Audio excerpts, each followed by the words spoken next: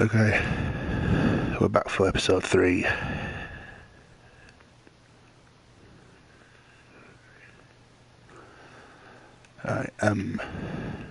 Stanley just stood there doing nothing at all. He seems to think I have nothing better to do with my time than to sit around. Stanley just stood there doing nothing at all. He seems to think I have nothing better to do with my time than to sit around and describe every fascinating little detail of his inability to do anything. This is why Stanley and I are on such good terms. Oh, that's actually funny. Right. We're just This was not the correct way to the meeting room, and Stanley knew it perfectly well. We're just gonna... Perhaps he wanted to stop by the employee lounge first, just to admire it. Trust me.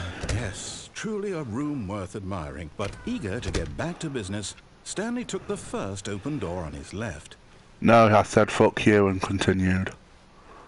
Stanley was so bad at following directions, it's incredible he wasn't fired years ago. Look, Stanley, I think perhaps we've gotten off on the wrong foot here. I'm not your enemy, really, I'm not. I realize we're gonna go to the good room. Someone else can be difficult, but the fact is that the story has been about nothing but you all this time. Don't give a shit. Really? I was in the middle of something. Do you have zero consideration for others? Are you that convinced that I want something bad to happen to you? Yes. I don't know how to convince you of this, but I really do want to help you, to show you something beautiful. Look, let me prove it. Let me prove that I'm on your side. Give me a chance. Now listen carefully, this is important. Stanley walked through the red door. Yes, he did. Oh, thank you for willing to listen to me. Do you see that I really have wanted you to be happy all this time? The problem is all these choices. The two of us always trying to get somewhere that isn't here. Running and running and running, just the way you're doing right now. Don't you see that it's killing us, Stanley? I wanted to stop. We would both be so much happier if we just stopped. And I think I have a solution. Here, let me show you. We go this way. I think they both lead to the same thing. So...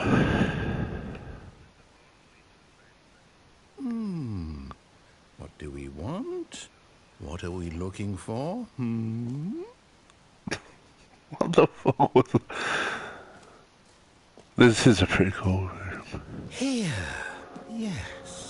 Oh, it's beautiful, isn't it? If we just stay right here, right in this moment with this place, Stanley, I think I feel happy. I actually feel happy.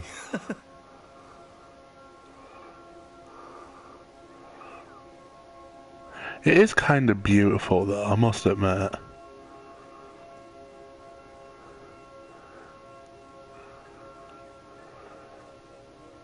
Like the colours and stuff, like it's so amazing.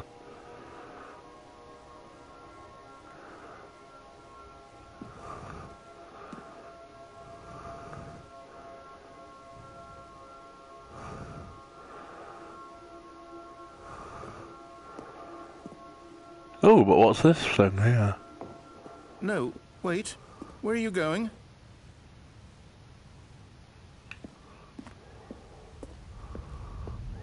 Oh no!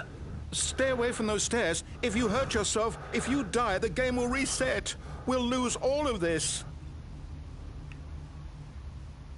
Okay. I'll go back in the room. Ooh, green. Good, good. We can't be too safe. Promise me you won't go back there. Just stay here. Because I'm just doing this to make the narrator. No! What do we talk about? You're risking everything we achieved here. Okay, so does he have different dialogue every time I go back? Ooh, colours. Pretty. You are going to stay here, aren't you? Oh, that's good. It is pretty, I must admit. Like, look at all the colours, it is pretty. I just like pissing, I'm just like messing around with him.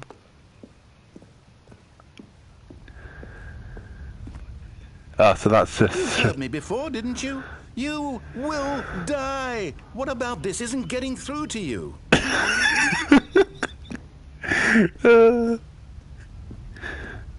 wonder if he can click on that I'm only doing this to wind him up.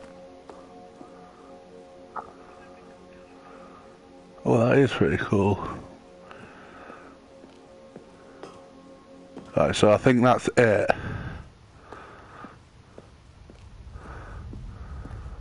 So now I'm just going to go up the stairs.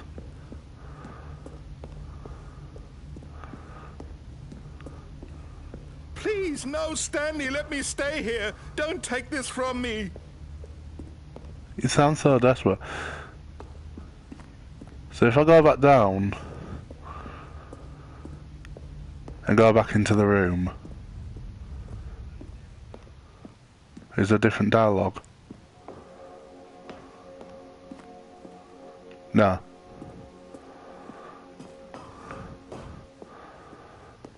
So basically I just have to go and jump off.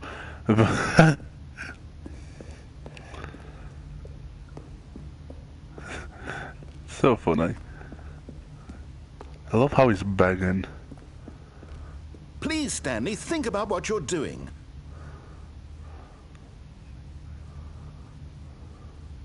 Okay, that's different.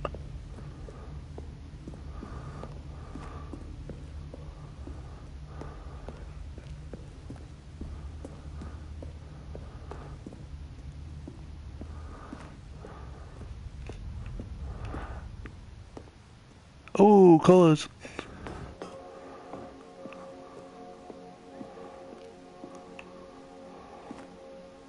It is pretty cool. I do like the colour.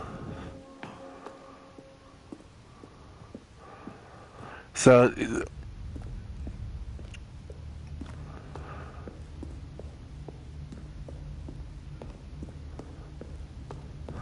I'm a type of person that likes to play this game, but really try and see the different stuff. Bye! Oh. Oh, thank God. You lived. You had me worried there for a moment. Now, can we please get back to the other room?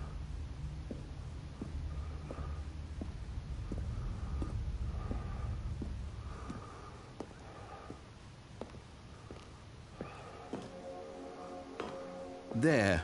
See? This is what you want. This is where we can both be happy. We really can. If we stop moving, we just have to stop moving.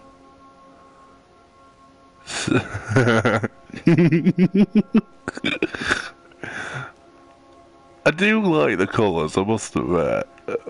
But it's more funnier to just piss around and just stop the narrator from being happy. Stanley, go back. There's nothing good that can come from this.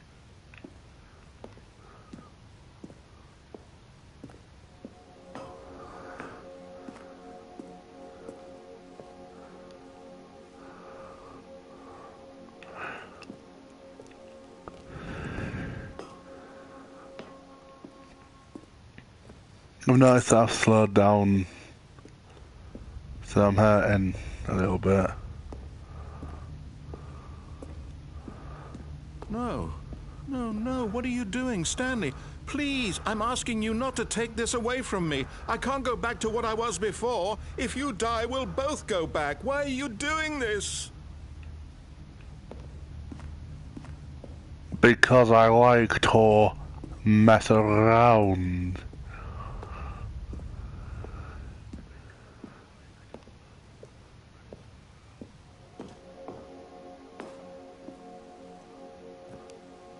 So he's not going to say anything. There is some dialogue where it's like...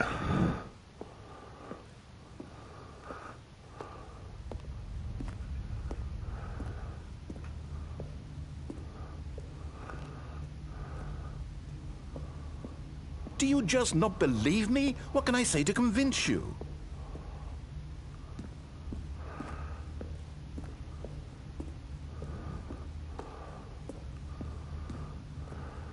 I'm just making sure that this.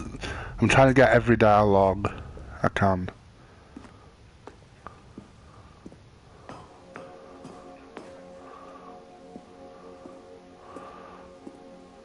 Yeah, so it's not coming. I don't think there's any more dialogue with this, so I just have to reset myself until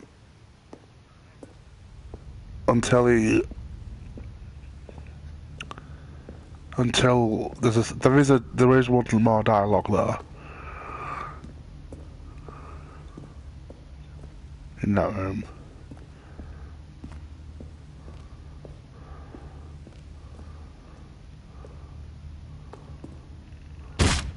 Stanley, let's go back to the other room.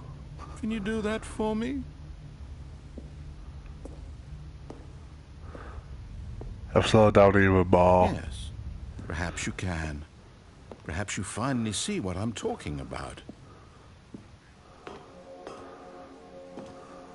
I know you'll see that we can't be happy if we leave this place. You can see that, can't you? I'm just happy in general. I do like the colours, but I just like to piss you off even more. No, perhaps not.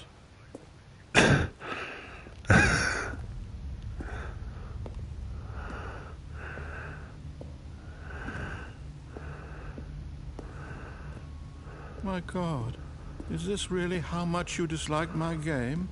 That you'll throw yourself from this platform over and over to be rid of it? You were literally willing to kill yourself to keep me from being happy. Am I reading the situation correctly?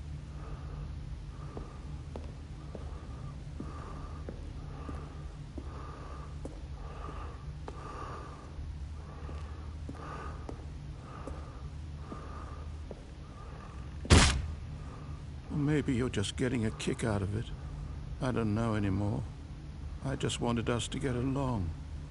But I guess that was too much to ask. It looks like you wanted to make a choice after all. Well, this one is yours.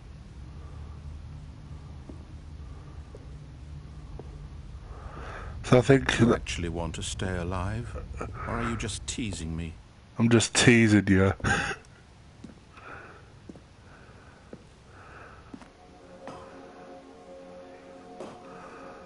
I wanted us to be happy here, Stanley. I really did. I still thought that was possible.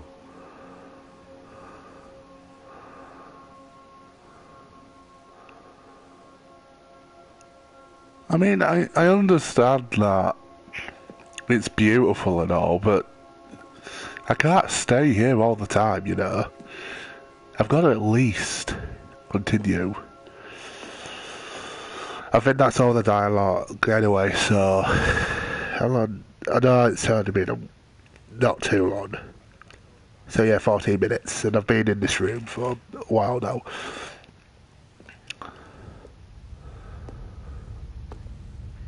I've noticed I've slowed down a lot.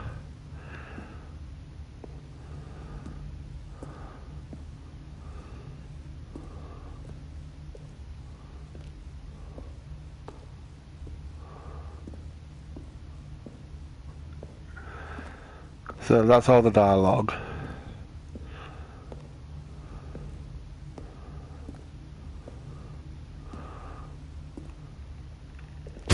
Is it over? It's going to restart, isn't it? I'm going back.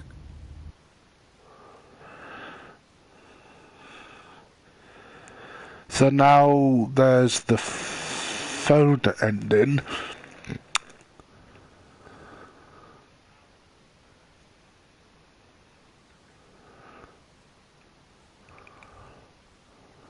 And I think I'm almost... All of his co-workers were gone. What could it mean? Stanley decided to go to the meeting room. Perhaps he had simply missed a memo. Oh, there's... I did the escape pod and When Stanley came to a set of two... There is another... doors, he entered the door on his left. There is another ending over here. Yet there was not a single person here either. Feeling a wave of disbelief, And it's Stanley decided to go up to his boss. Coming to a staircase, Stanley walked upstairs to his boss's office. But then it goes down.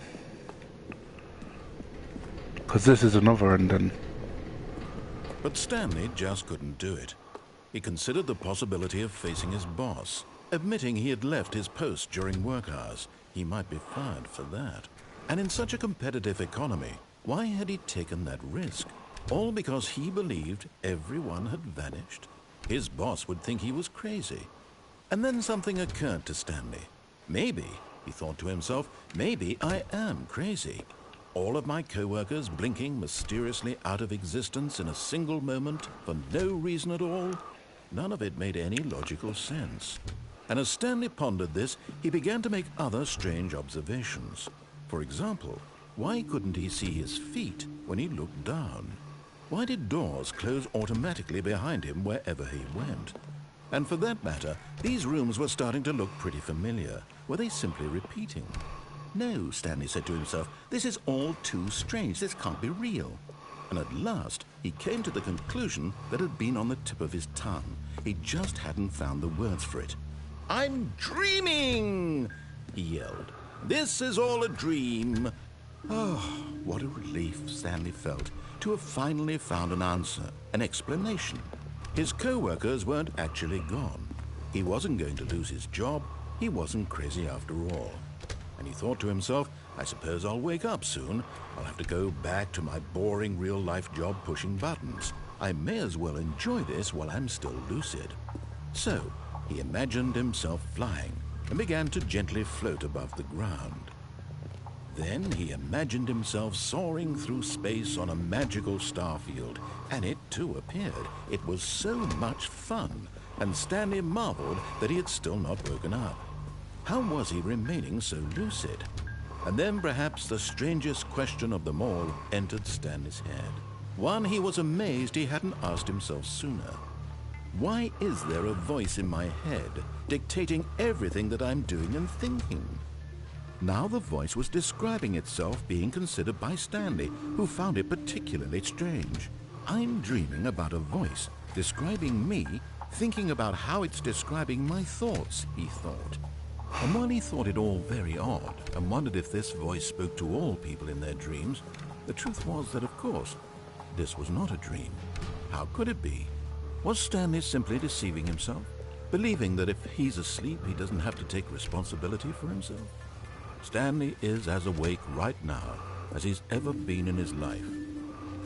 Now, hearing the voice speak these words was quite a shock to Stanley. After all, he knew for certain, beyond a doubt, that this was in fact a dream. Did the voice not see him float and make the magical stars just a moment ago? How else would the voice explain all that? This voice was a part of himself too. Surely, if he could just... He would prove it. He would prove that he was in control, that this was a dream. So he closed his eyes gently, and he invited himself to wake up. He felt the cool weight of the blanket on his skin, the press of the mattress on his back, the fresh air of a world outside this one. Let me wake up, he thought to himself. I'm through with this dream. I wish it to be over. Let me go back to my job. Let me continue pushing the buttons. Please, Clean my air it's controller. all I want. I want my apartment, and my wife, and my job. All I want is my life exactly the way it's always been. My life is normal. I am normal. Everything will be fine. I am okay.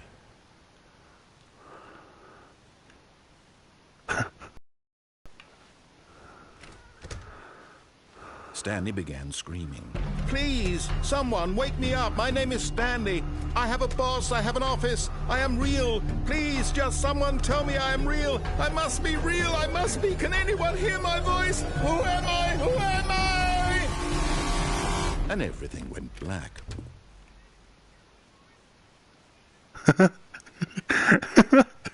This is the story of a woman named Mariella. Mariella woke up on a day like any other. She arose, got dressed, gathered her belongings, and walked to her place of work. But on this particular day, her walk was interrupted by the body of a man who had stumbled through town talking and screaming to himself, and then collapsed dead on the sidewalk. And although she would soon turn to go call for an ambulance, for just a few brief moments she considered the strange man. He was obviously crazy, this much she knew. Everyone knows what crazy people look like. And in that moment, she thought to herself how lucky she was to be normal. I am sane. I am in control of my mind. I know what is real and what isn't. It was comforting to think this, and in a certain way, seeing this man made her feel better. But then she remembered the meeting she had scheduled for that day, the very important people whose impressions of her would affect her career, and by extension, the rest of her life. She had no time for this, so it was only a moment that she stood there, staring down at the body. And then she turned and ran.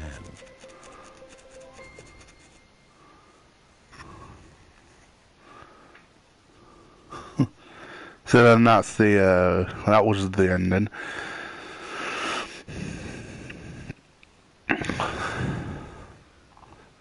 So I think the only ending left there's two endings left, which is the answer the phone and then disconnect the phone. All of his co-workers were gone. What could it mean? Stanley decided to go to the meeting room. Perhaps he had simply missed a memo. Oh, there's that. And then we'll go to the new content. But that will happen in the next one. When Stanley came to a set of two open doors, he entered the door on his left. This was not the correct way to the meeting room, and Stanley knew it perfectly well. Perhaps he wanted to stop by the employee lounge first, just to admire it. Wow. Yes, this room. What a beautiful room. What a gorgeous, gorgeous room. Thank goodness Stanley had taken this detour on his way to the meeting room.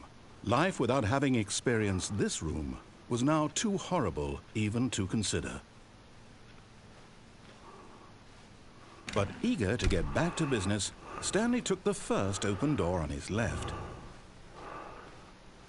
Nope, he's going to go to the phone. Stanley was so bad at following directions, it's incredible he wasn't fired years ago.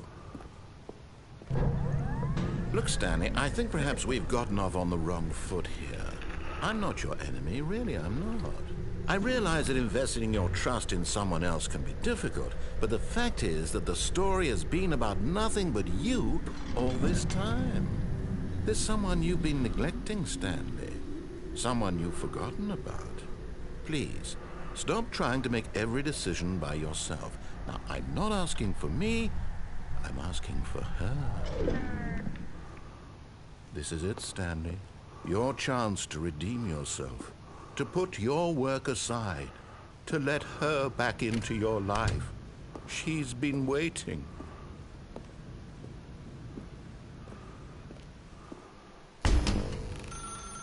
That's her, Stanley.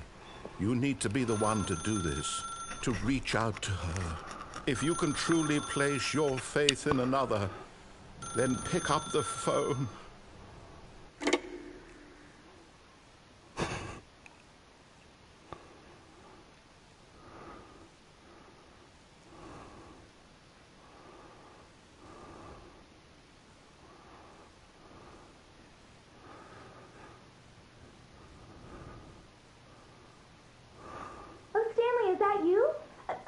Sweetie, sorry to keep you waiting. I'm just pulling the bread out of the oven. All right. Okay, there we go. All right, now, I want you to come in and tell me all about your day. Gotcha. Oh, come on. Did you actually think you had a loving wife who'd want to commit their life to you? I'm trying to make a point here, Stanley. I'm trying to get you to see something. Come inside. Let me show you what's really going on here. Nope, I'm telling you to fuck off. Sorry, but you're in my story now. That's pretty funny.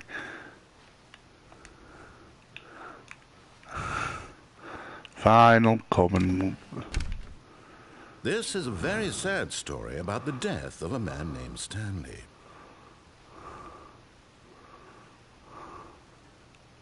Stanley is quite a boring fellow. He has a job that demands nothing of him, and every button that he pushes is a reminder of the inconsequential nature of his existence.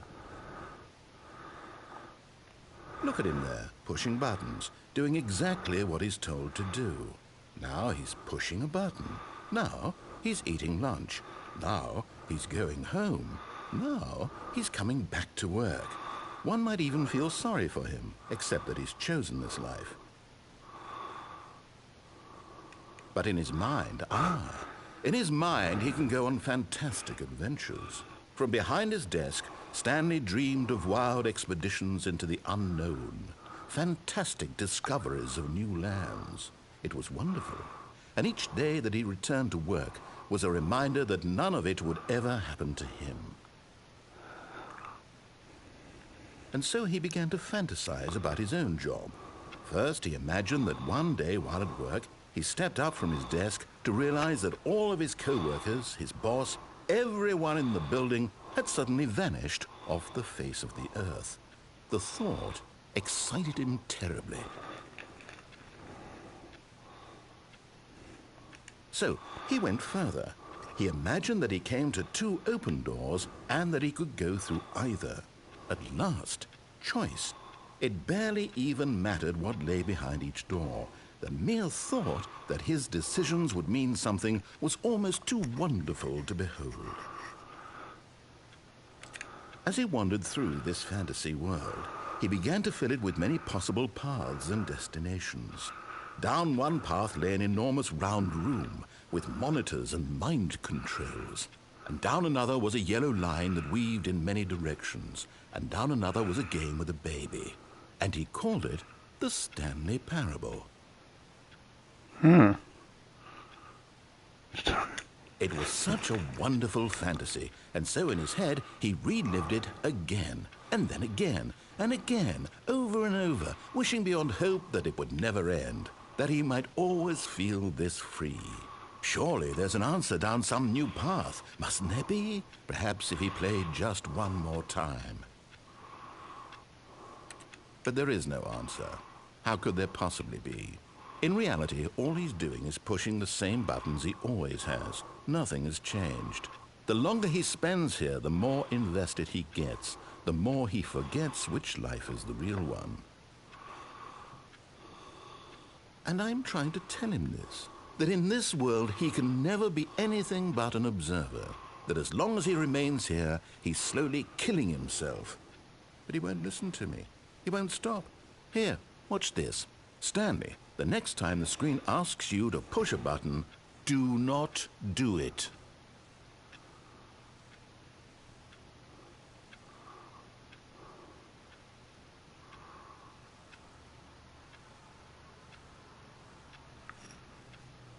I don't think he'll say anything if I leave it. So I'm just going to press it. You see? Can he just not hear me? How can I tell him in a way that he'll understand that every second he remains here, he's electing to kill himself? How can I get him to see what I see? How can I make him look at himself? Question nothing. I suppose I can't. Not in the way I want him to. But I don't make the rules. I simply play to my intended purpose, the same as Stanley. We're not so different, I suppose. I'll try once more to convey all this to him. I'm compelled to. I must. Perhaps, well, maybe this time he'll see. Maybe this time. And I tried again, and Stanley pushed a button. Please die. And Stanley pushed a button. And I tried. That's nice, isn't it?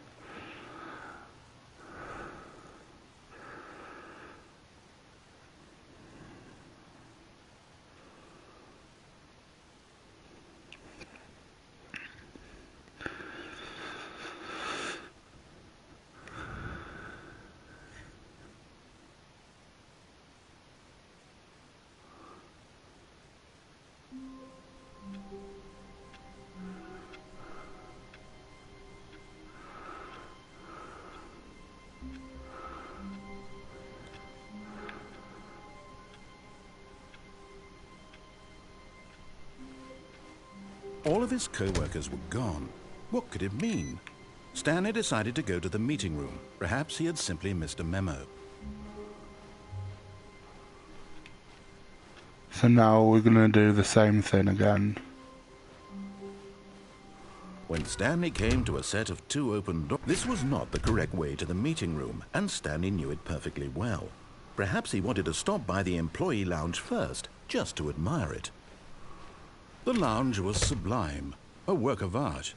What was it about this room that called so deeply and so personally to Stanley? Its grace, its subtle charm? No. Stanley knew it was something deeper, something darker. But eager to get back to business, Stanley took the first open door on his left. Stanley was so bad at following directions, it's incredible he wasn't fired years ago. Look, Stanley, I think perhaps we've gotten off on the wrong foot here. I'm not your enemy, really, I'm not. I realize that investing your trust in someone else can be difficult, but the fact is that the story has been about nothing but you all this time. There's someone you've been neglecting, Stanley. Someone you've forgotten about. Please, stop trying to make every decision by yourself. Now, I'm not asking for me, I'm asking, this is it, Stanley. Your chance to redeem yourself, to put your work aside, to let her back into your life. She's been waiting. That's her, Stanley. You need to be the one to do this, to reach... Oh, no, you can't... Did you just unplug the phone? No, that wasn't supposed to be a choice. How did you do that? You actually chose incorrectly? I didn't even know that was possible. Let me double check. No, it's definitely here, clear as day. Stanley picks up the phone. He's taken to his apartment where he finds his wife, and the two pledge themselves to one another. Music comes in, fade to white, roll credits. Not picking up the phone is actually somehow an incorrect course of action. How is that even possible? None of these decisions were supposed to mean anything. I don't understand. How on earth are you making meaningful choices? What did you... Wait a second. Did I just see... No, that's not possible. I can't believe it. How had I not noticed it sooner? You're not Stanley. You're a real person. I can't believe I was so mistaken. This is why you've been able to make correct and incorrect choices. And to think I've been letting you run around in this game for so long. If you'd made any more wrong choices, you might have negated it entirely. It's as though you completely ignored even the most basic safety protocol for real-world decision-making. Or did you not grasp the severity of the situation? Well, I won't have that kind of risk on my watch. I'm going to stop the game for a moment so we can educate you properly on safe decision-making in the real world. Please observe this helpful instructional video. Choice. It's the best part of being a real person. But if used incorrectly, can also be the most dangerous. For example, in this scenario, a hypothetical real person named Rupert has a choice. He could invent a machine that eliminates food shortages across the world to make life better for all people. Or he could spend years of hard work forgetting how to read. Which this choice gives me would you make? Fallout Remember vibes. that unlike here, the real world makes sense, and at no time should you make a choice that does not conform to rational logic. If you find yourself speaking with a person who does not make sense, in all likelihood, that person is not real. Allow the person to finish their thought, then provide an excuse why you cannot continue talking. Turn to a partner and practice saying, "My goodness, is it 4:30? I'm supposed to be having a back, sack, and crack."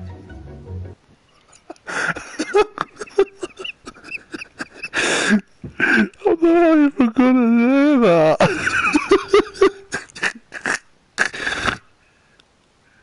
Oh my god, that's hilarious. Excellent. On a regular basis is the best part to a healthy decision-making process. Yeah, of course Most that is. medical professionals recommend making at least 8 choices per day. Do you make more than 8? Less? And finally, if you begin to wonder if your choices are actually meaningful and whether you'll ever make a significant contribution to the world, just remember, that in the vast infiniteness of space, your thoughts and problems are materially insignificant, and the feeling should subside. At this time, your instructor will guide you in an exercise to test and reinforce the material covered in this video. Welcome back. You may have noticed that this room has begun to deteriorate as a result of narrative contradiction. But not to worry. Now that you're properly informed on good decision-making, we're going to revisit a choice you made just a few minutes ago and see what the correct thing to do would have been. This way, please.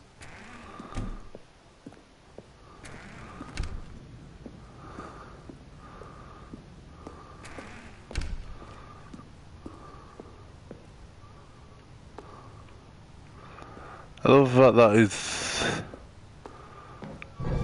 Now that we know your choices are meaningful, we can't have you jumping off the platform and dying.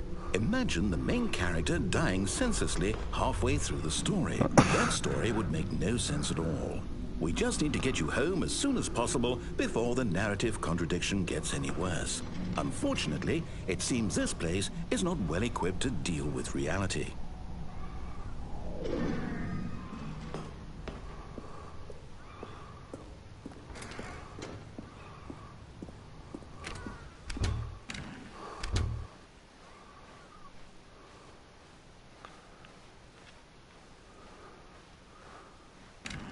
Almost there. You'll take the door on the left, back to the correct ending, the story will have resolution once again, and you'll be home free in the real world. Now remember, all you need to do is behave exactly as Stanley would. That means choosing responsibly and always putting the story first. I'm quite sure you'll be up to the task. Just follow my lead and you'll be fine. All right. When Stanley came to a set of 2 open doors, he entered the door on his left.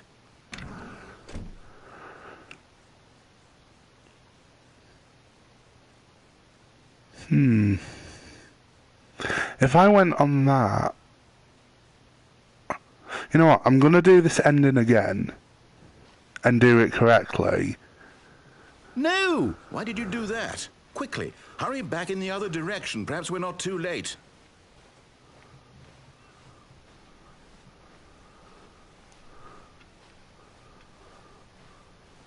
It's worse. Oh, it's ruined. I can't believe, after everything we talked about, that you... My story, you've destroyed my work. Why? For what? Funny. What did you get out of that? What did you think was Entertainment. so special about seeing the game undone, left here like so much garbage? It's worthless now. And what am I supposed to do? Even if there were a way to continue, would it be worth it? To know that my story is now incorrect? How can I go back to that? I can't erase that knowledge. I'll have to live with it forever, reliving its impossibility forever. I couldn't live that way. Is it better to shut the game down entirely? To willingly destroy all of my work? I don't know. What's the answer? What do I do? What do I do? What do I... No, I have to. I have to shut the game down. I have to. I have to.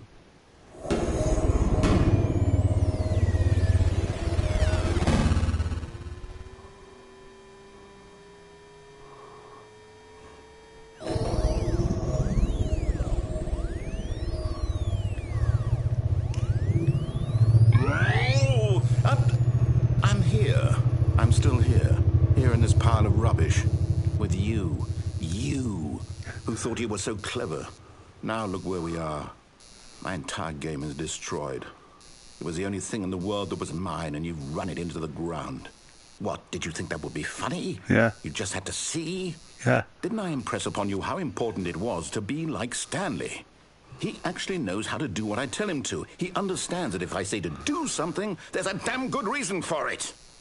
That thought hadn't even occurred to you, had it? No. That there's a world outside of you.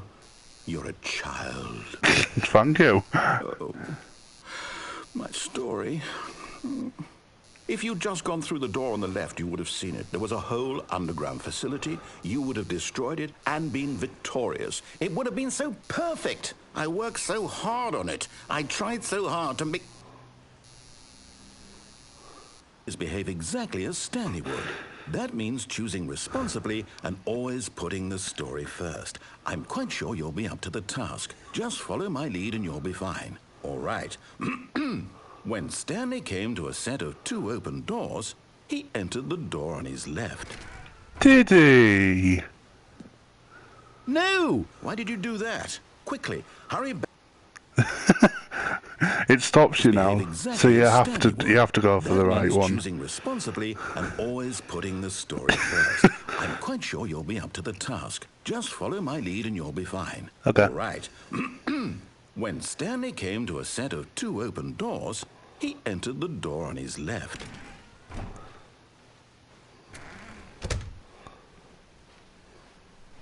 I think it just goes straight.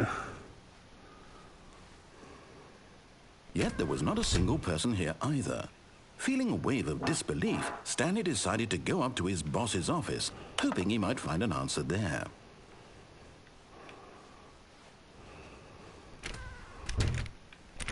Oh, you can't even do the broom closet ending.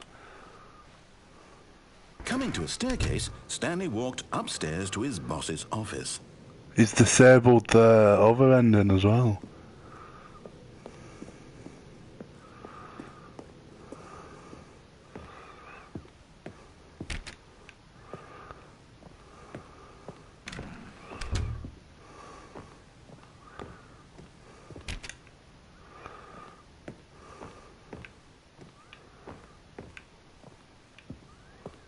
Stepping inside his manager's office, Stanley was once again stunned to discover not an indication of any human life. Shocked, unraveled, Stanley wondered in disbelief who orchestrated this, until he saw the door with a voice receiver next to it. Surely behind this door lay all the answers to his questions. And beyond all probability, he knew the passcode. He had seen it on his boss's computer just last week. Night Shark 115. Was this the code to open the door? Would it still work? There was only one way to find out. Stanley had been trained never to speak up, but now he would draw from within himself the courage to face the unknown. He drew a sharp breath and then spoke the code. I don't think it'll work.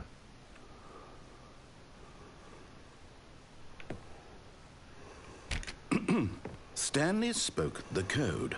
Night Shark 115. He spoke it into the receiver, right there on the wall. Yeah, but I'm not actually talking. I don't talk. I'm sorry, is there a problem? Yeah, I You don't didn't talk. mishear me, did you? No, I didn't. Please speak the code into the receiver. Otherwise, we can't get on with the story. This is a crucial step. I'm sorry, but I can't. I've got better things to do than just waste my time. Okay, fine. You're not going to do it. But you know what? It's pretty humiliating to bring you this far, only for you to suddenly decide you have better things to do. I asked you for this one single thing, for your respect. The kind of respect Stanley shows for his choices. He knows what it means to take a story seriously. If you didn't want to see what I had to show you, then why did you come here? You had a choice, you know. You could have gone through the door on the right. You could have done whatever the hell you wanted over there. Why did you come this way? Speak. Say something to me. Explain yourself, you coward. You... When Stanley came to a set of 2 open doors, he entered the door on his left. Stanley? Hello? Are you... Is everything okay? Stanley, please. I need you to make a choice. I need you to walk through the door. Are you listening to me? Can you hear me? Is everything all right? Stanley, this is important. The story needs you. It needs you to make a decision. It cannot exist without you. Do you understand me? Whatever choice you make is just fine. They're both correct. You cannot be wrong here. We can work together. I'll accept whatever you do. I simply need you to take that step forward, please. Choose. Do something. Anything. This is more important than you can ever know. I need this. The story needs it. So, you hear me? Are you there? Are you listening to this? Stanley, are you there? Okay. It's okay, I can wait. You need time to decide. Time to make sure your choice is correct. That is the best choice. That's all right. I'll wait for you to decide what's the right thing to do. Take as much time as you need. Oh, that's... Oh my god. the vid stopped moving. I thought the game was broken.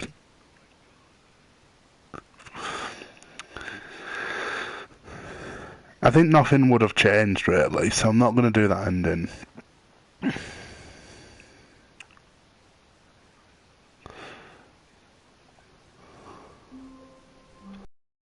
So I believe that's all the... All of his co-workers were gone.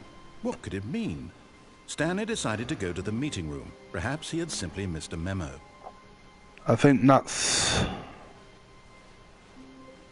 every single... that's every single ending that I've gone through in this.